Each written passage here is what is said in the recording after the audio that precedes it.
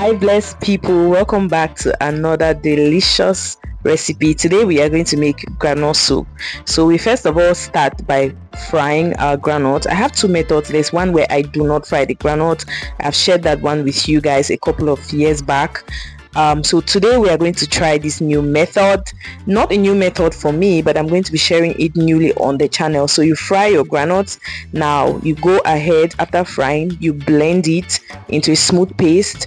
These are all the ingredients: our groundnut paste, our fried fish, chopped tomatoes, some oil. This is the oil that I used to fry the fish that you guys saw earlier. Some chopped onions, some mixed green spices, some seasoning cubes and salt. I'm going to be using Maggi crevette for this. Some pepper, which I am not going to blend. Crayfish, which I'm not going to be using all. Some curry powder, some white pepper. I didn't use all of this as well. Some garlic and ginger paste. Now the process. Our oil is hot. I go ahead to pour in my chopped tomatoes. I stopped making my groundnut soup using this particular method because I have another method that feels very easy and fast and just so quick, but it doesn't come out like this groundnut soup. This is the groundnut soup I grew up eating. This is how my mom used to make it. This is how my aunties used to make it. And yeah, so when I made it on this particular day, I was like, oh my god, this is groundnut soup.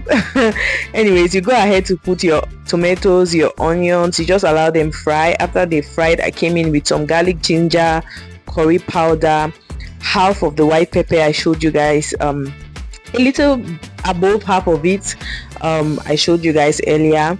And then I give it a good mix it well, allow it to fry for a bit.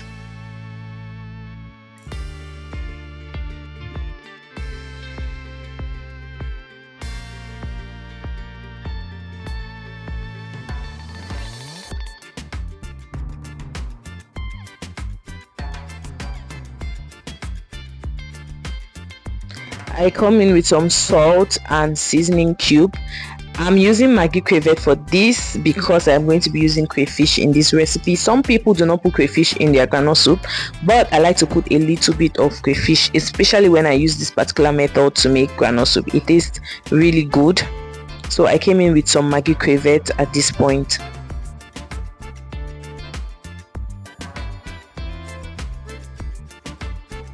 I now come in with my crayfish, added half of what I had on the tray, and then I'll give it a good mix. At this point, what's left is for us to just add in our groundnut paste. So I come in with my groundnut paste. I am going to add water. I'm going to rinse out all the groundnut from that pan, and I'm going to add water until I get the consistency that I want. I am going to now taste to see if everything is enough, if I need to add any seasoning at all.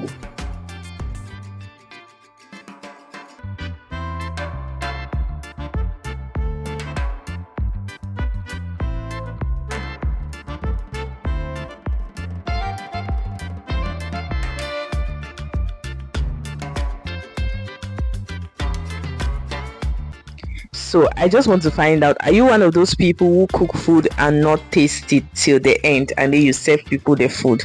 There are days that I cook and I don't taste. When I cook something like eru and I use the particular pot that I normally use for my eru, I know how many cubes of Maggi I would put. So sometimes I will not even taste. But do you do that? Is this something that you've ever done?